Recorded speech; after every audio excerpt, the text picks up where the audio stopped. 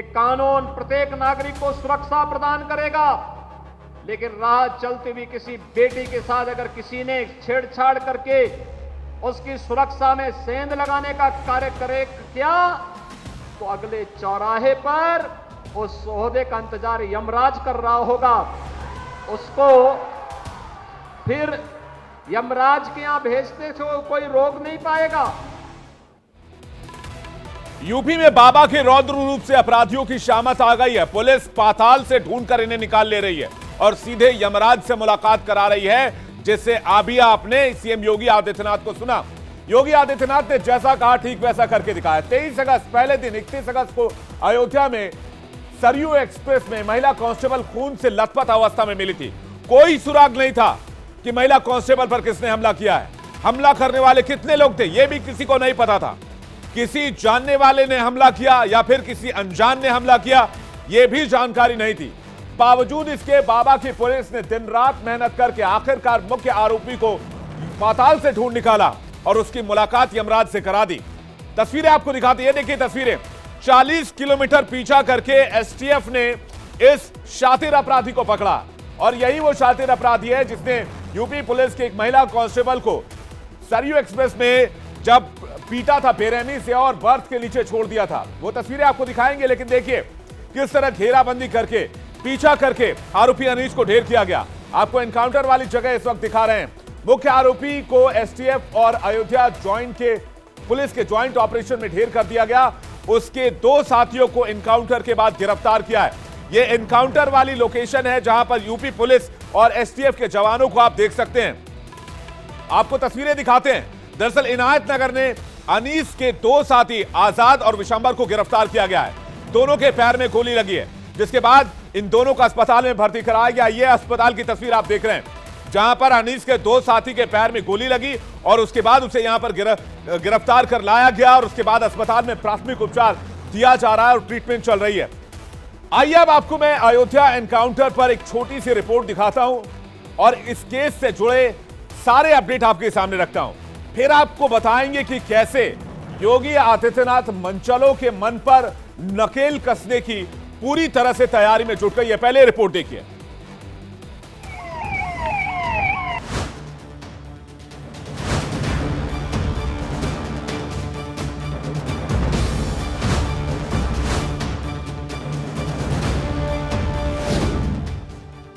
तेईस दिन पहले 31 अगस्त को अयोध्या में सरयू एक्सप्रेस में बर्थ के नीचे एक महिला कांस्टेबल खून से लथपथ अवस्था में मिली थी।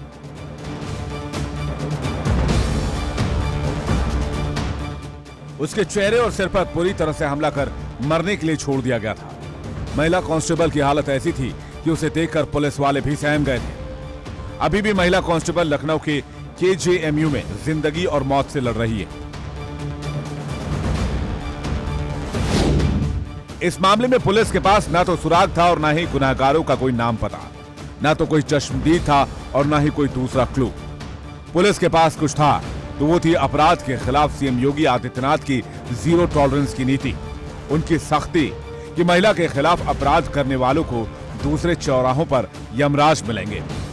राह चलती हुई किसी बेटी के साथ अगर किसी ने छेड़छाड़ करके उसकी सुरक्षा में सेंध लगाने का कार्य करे क्या, तो अगले चौराहे पर उस सोहदे का इंतजार यमराज कर रहा होगा। सीएम योगी का मैसेज क्लियर है, किसी भी हाल में अपराधी छोड़े नहीं जाएंगे। जिसके बाद एसटीएफ और अयोध्या पुलिस के सामने खुद को साबित करने की चुनौती थी। छोटी बड़ी हर बातों की जांच पड़ताल करते एसटीएफ आगे बढ़ रही थी। इसी दौरान अयोध्या के इनायत नगर में तीनों आरोपी अनीस, आजाद और विशंबर के छिपे होने का इनपुट मिला। अयोध्या पुलिस की मदद से एसटीएफ ने जब तीनों को घेरा तो उन्होंने फायरिंग शुरू कर दी, जिसके जवाब में पुलिस की गोलियों से 2 अपराधी विशंबर और आजाद घायल हो गए, जिसके बाद इन्हें गिरफ्तार कर लिया गया। अयोध्या के पूरा कलंदर क्षेत्र में ही पुनः पुलिस के साथ मुठभेड़ हुई, जिसमें अनीश घायल हुआ, जिसे स्थानीय अस्पताल में ले जाया गया, जहां इलाज के दौरान उसकी मृत्यु हो गई। लेकिन मुख्य आरोपी अनीस बाइक से फरार होने में कामयाब हो गया, जिसका पुलिस ने 40 किलोमीटर तक पीछा किया। पूरा कलंदर इलाका घेर लिया गया। यहां पर हुई मुठभेड़ में अनीस की मुलाकात यमराज से हो गई।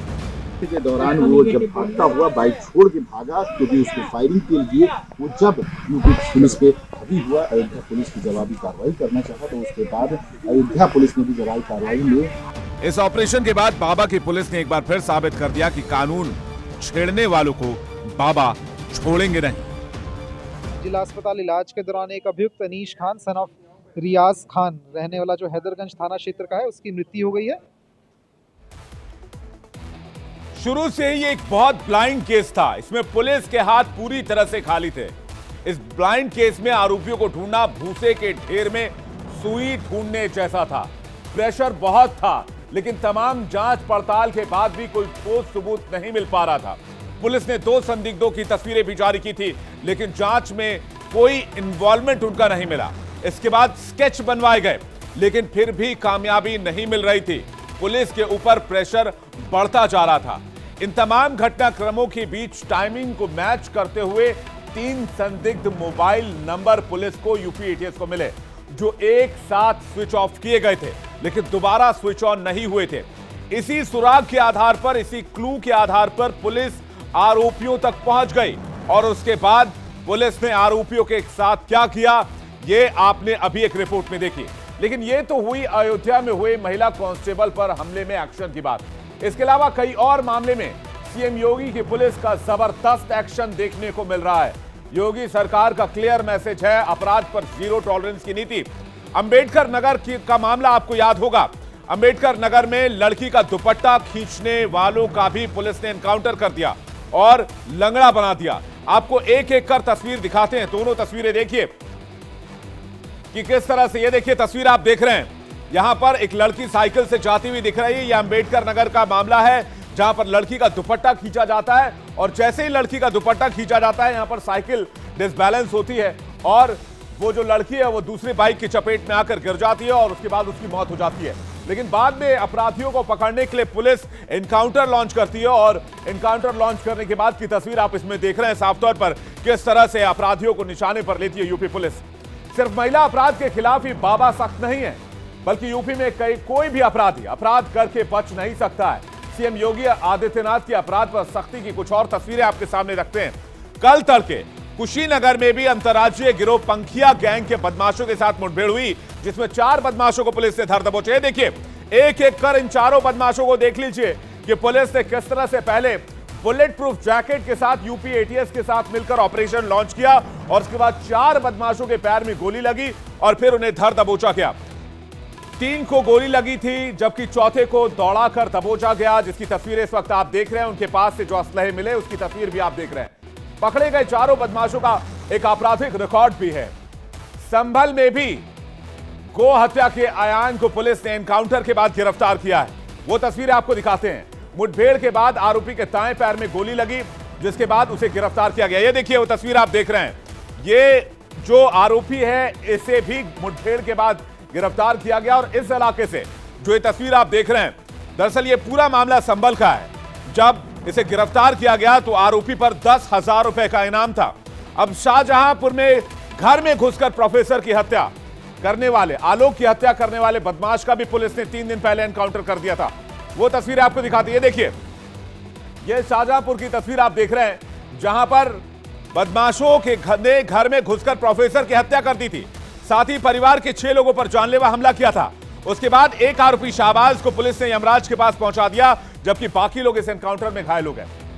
ये सब तस्वीरें दिखाने का मकसद सिर्फ इतना बताना है कि यूपी में सीएम योगी आदित्यनाथ अपराध और अपराधियों को लेकर जीरो टॉलरेंस की नीति पर चल रहे हैं। सौदे, बदमाश, माफिया, गुंडे, हर किसी पर कानून का चाबुक चल रहा है।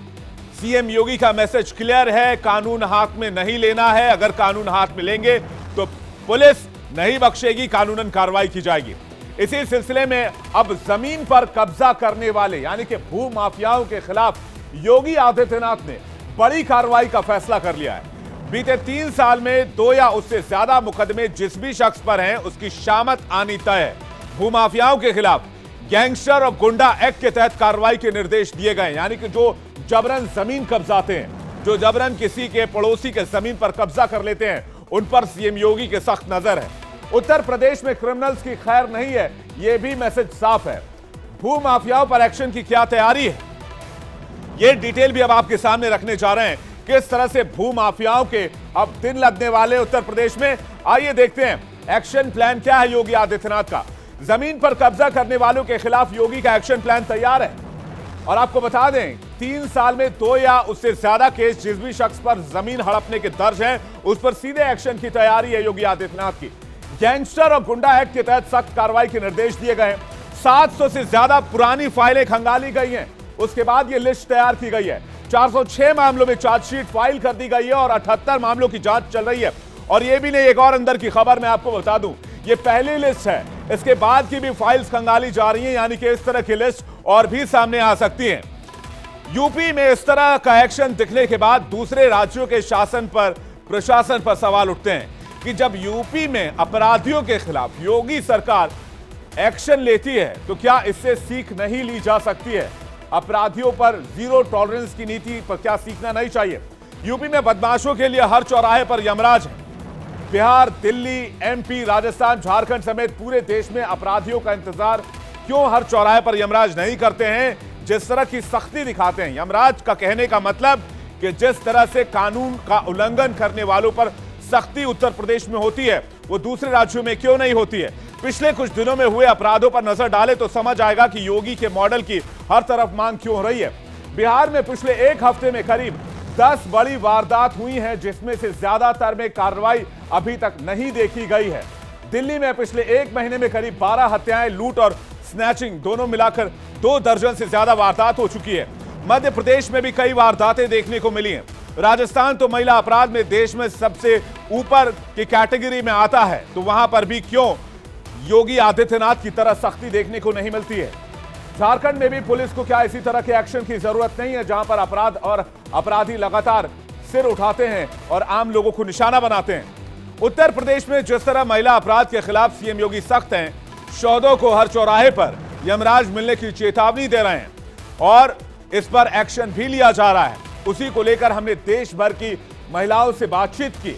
हमने हर राज्य के ज्यादा से ज्यादा महिलाओं तक पहुंचने की कोशिश की कि उनसे पूछा कि क्या उनके कस्बे, शहर, जिले और राज्य में भी शौदों को हर चौराहे पर यमराज दिखने चाहिए? अगर कोई लड़की से छेड़खानी करे तो उस पर उसी तरह से एक्शन होना चाहिए जैसा यूपी में होता है, जैसा योगी आदित्यनाथ करते हैं। आपको सुनवाते हैं अलग अलग राज्यों से क्या रिएक्शंस आए। अगर कुछ गलत हो रहा है हमारे राज्य में तो हमारे मतलब जो सीएम है उनको बनता है कि वो उसके अगेंस्ट मतलब ले एक्शन ले। अगर वहाँ जैसे जिस तरह से यूपी में किया गया उस तरह से बिहार में भी किया जाना चाहिए, ताकि जो भी लोग मतलब कि यहाँ कर रहे क्राइम कर रहे उन पे रोक लग सके। जो योगी सरकार की है वो बहुत ही मतलब सही था, ऐसा ही करना चाहिए। बिहार में भी ऐसा ही नीतीश कुमार की व्यवस्था रखना चाहिए। कोई भी अपराधी खुलेआम कोई कत्ल उतल करने से घबराए, ये हमारे देश के लिए बहुत ही अच्छी शुभकामना है कि ऐसे सरकार किया। यूपी में जैसा हुआ वैसा ही बिहार में भी होना चाहिए, क्योंकि यूपी सरकार इतना अच्छा काम कर रही है, वैसे ही बिहार में भी एकदम ऐसा ही यमराज वाला बनना चाहिए। क्योंकि जब तक योगी है योगी को बहुत बहुत धन्यवाद, ये जो वाली योजना निकाली कि इस दोनों पूछे के अगले चौराहे नहीं बीच में ही पकड़ना चाहिए। अगला चौराहा तो बहुत दूर हो जाता है, अगला चौराहा बहुत दूर हो जाता है, बीच में यही पकड़ना चाहिए। बीच में उनको वहाँ सजा दिख जाए, एक बार मिल जाएगी, फिर डबल से कभी ऐसा नहीं होगा। बहुत बहुत होना चाहिए। जो यूपी में हुआ वो एमपी में भी होना चाहिए, हाँ मध्य प्रदेश में भी होना चाहिए। जो योगी ने निकाली है योजना वो मामा जी को भी निकालना चाहिए। जो यूपी में चला वो एमपी में भी लागू होना चाहिए। महिला आरक्षण जब से शुरू हुआ तो सब में होना चाहिए। अमराज मिले, चाहे पुलिस वाले मिले, चाहे कोई भी मिले, होना चाहिए सजा। आप क्या कहेंगे? जी हम भी यही कहेंगे कि दोनों पक्ष में जो है तो सजा होनी चाहिए। सजा होनी चाहिए। आप? हाँ, दोनों पक्षों की सुनवाई होकर सजा जरूर मिलनी चाहिए। सजा मिलनी चाहिए। जी हम तो ये कह रहे हैं कि अगर गलत कर रहा है तो उसे वहीं के वहीं सब मिलकर सजा देंगे। बिल्कुल मिलने चाहिए, सबको मिले। ने कहा एमपी में भी वैसी कानून व्यवस्था होनी चाहिए। बिल्कुल होना चाहिए। योगी इज द बेस्ट, वो सही बात है। उनकी प्रॉपर्टी सील करनी चाहिए जो अगर ऐसी हरकत करते हैं लड़कियों के साथ, फिर तो ये सही है योगी। सर ऐसे अपराधी जो छोटी बच्चियों के साथ और लेडीज़ के संग ऐसी गलत हरकत करते हैं उनको कुछ नहीं, सिर्फ पब्लिक के हाथ छोड़ देना चाहिए। पब्लिक मार मार के उनका अपने आप पुचमा बना दे। और जिस तरह से योगी आदित्यनाथ काम करे, सीख लेना चाहिए, राजस्थान हो या फिर तमाम प्रदेश। तो पहली, क्योंकि मैं खुद यूपी से हूँ, तो मैं खुद चाहती हूँ कि यहाँ की जो सरकार वो बिल्कुल उनके जैसी ही हो। ये सर योगी की जैसी सरकार होनी चाहिए। रोल मॉडल हैं और उन्हें हमें अपनाना चाहिए। उनसे बहुत सी ऐसी चीज़ें हैं जिनको सीख के हमें आगे बढ़ना चाहिए। Yogi ji one man team है वो, और हमें उनसे बहुत कुछ सीखने को मिलेगा। तो आपने अलग अलग राज्यों की महिलाओं को, लोगों को सुना। वो सब कह रहे हैं कि महिला अपराध, माफिया, गुंडे, बदमाशों के खिलाफ सीएम योगी की तरह ही सख्ती अपनाई जानी चाहिए और जिससे जनता बेखौफ रह सके, देश में शांति और कानून व्यवस्था बनी रह सके। इसलिए सभी राज्यों को अपराध के खिलाफ जीरो टॉलरेंस की नीति अपनानी चाहिए। महिला हित के लिए योगी मॉडल को अपनाया जाना चाहिए।